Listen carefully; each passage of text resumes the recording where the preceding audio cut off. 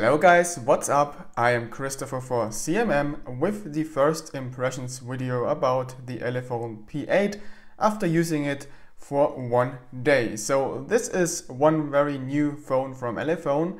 It is kind of the higher end version of the Elephone P8 Mini. Of course, it's a bit more expensive, being priced at about 200 bucks.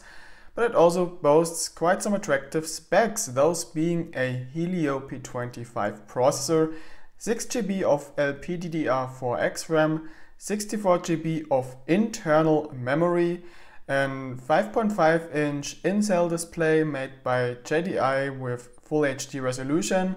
And especially camera-wise, this phone packs quite some impressive features.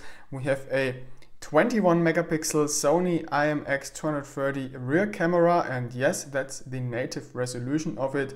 We've got a large dual-tone LED flash, which is very bright, and we even got a 16 megapixels front camera based on a Samsung sensor, and yes, this also is the native resolution, not interpolated.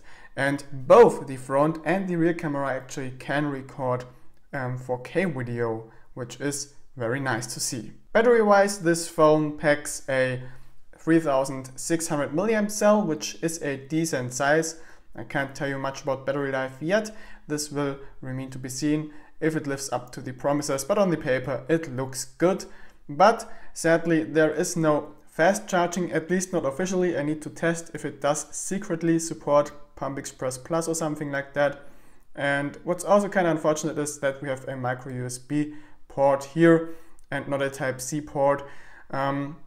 Well, some might like this, but I personally don't, because most phones now have Type-C ports and it has become kind of a standard, and I don't have as many micro USB accessories anymore as I used to have. I am more a Type-C guy now, so it's sad to see them not using a Type-C port in this phone. So let's get into the first impressions. As you can see, the design looks great, especially the red version. It's a full metal body, no plastic on there except the antenna lines. And what is kind of unfortunate about the design is that they didn't use nano injection molding. So if you look closer onto the plastic parts, let me zoom in so you can see it better, you see that they are just embedded into the metal without any nano injection molding. They are just glued in there, which does look kind of cheap when having a closer look at the phone.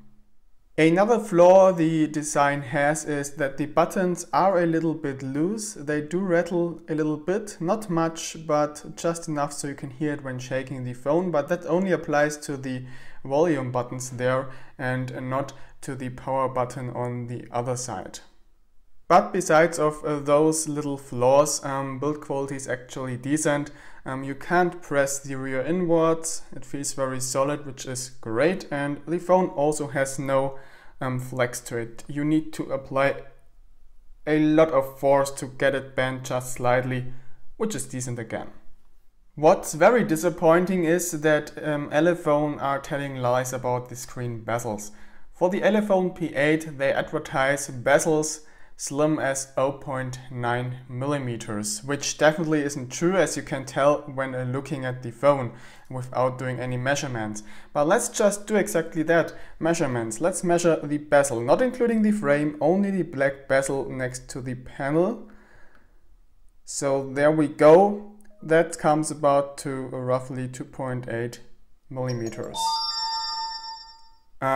So yeah, I don't know why they tell this phone has 0.9 millimeter bezels if this is obviously not true. That's just a lie and really disappointing. Overall quality of the screen is pretty good, picture is sharp, the screen is very bright, contrast is decent and colors look okay too. It is a little on the cold side, it has a slightly bluish tint to it, but that's something you can easily get rid of when using the manual settings in Mirror Vision, where you can adjust pretty much every aspect of the picture. The touch panel is a 5-point unit, so it can recognize up to 5 fingers at once, and it does work pretty well, pretty accurate, and the input lag isn't too huge. Touch resolution could be a little bit better. There is a tiny bit of stutter when doing slow scrolling, but it's really not anything disturbing. It's just a tiny little bit, you almost don't notice it, so it's not really a problem. Regarding updates, there are OTA updates, and this feature is used. After unboxing the phone, the Elephone P8 got 2 OTA updates in a row, and the last firmware update was in the end of July, but sadly they didn't update the security patch to the latest one. It's still May 2017. Not too old, but also not the newest.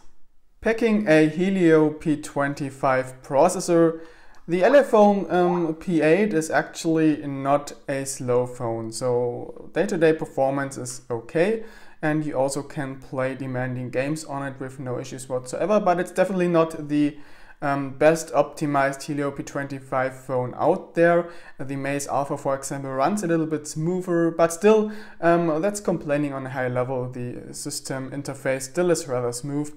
Just here and there it can have some very minor stutter. What's nice to see as well is that the phone stays cool when using it heavily. I did some intense gaming on it, and the maximum temperature measured was 40 degrees Celsius, and on the rear of the phone almost no heat was present, which is very nice. What's very good as well is that the phone doesn't use on-screen buttons, despite not having those touch buttons next to the home button, but what they actually do is to copy the way you use Meizu phones. So this home button is touch sensitive, and you can also press it. And using this system you can trigger different stuff with it. So for example, when touching, it acts as a normal back button. When pressing it shortly, you get to the home screen, and when pressing it for a longer time, you get the app switcher. And there is another feature, you can also use this as a function button to open some app, for example the camera app, and now if I double press the button, it opens up the camera application, which is pretty nice. The fingerprint scanner inside this thing is pretty speedy and pretty much never failed so far, which is decent, so it definitely can use this one on a daily basis. As you can see, it unlocks pretty fast after touching it. Regarding the quality of the button, at first it felt a little cheap. It did a loud clicking noise in the beginning, but after using it for a while this got better, and it now feels much more comfortable when using it. And what's nice too is that it doesn't wobble around. Reception quality of the Elephone P8 appears to be surprisingly decent despite the all metal body. We've got a very good mobile network reception quality. As you can see, I've got almost full 3G signal in this room, which, as I told you in the last first impressions video about the Maze Alpha, is something by far not every phone can do. Even some Xiaomi devices struggle to do that. So the Elephone P8 performs surprisingly good there. Also, Wi-Fi reception quality is really good. There is almost no bandwidth drop when moving one floor below the router. So this result was next to the router, and this one on the top is one floor below. But as you can see, it doesn't reach full speeds. As the Maze Alpha, this one is advertised to come with AC Wi-Fi, but obviously this is not the case because speeds are way too slow, and even for ABGN Wi-Fi it's too slow. So again, we have some Wi-Fi issues there, which might be related to MediaTek's drivers, since so many phones have those issues recently. Regarding GPS reception quality, this one is not on high-end level, but still it's okay.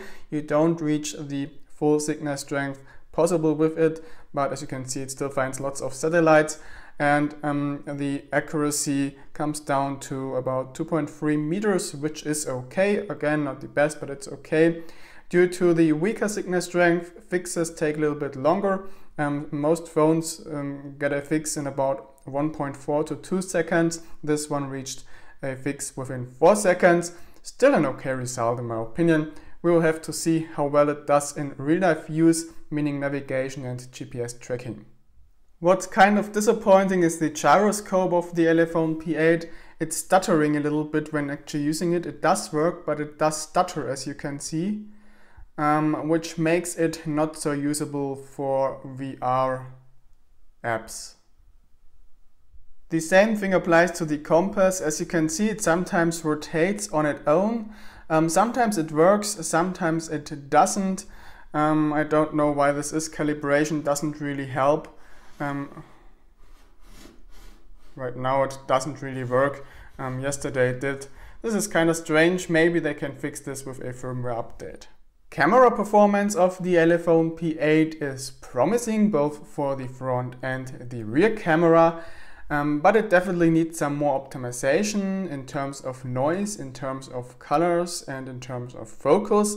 Close-up pictures and macro shots come out best at the moment. Landscape shots can look a little bit grainy, and especially when recording videos, the results look a little bit too reddish. Also on the rear camera, not only on the front camera. So they definitely need to do some more optimization, but the basic hardware is good and can create decent results. So we will have to see how they are doing with updates.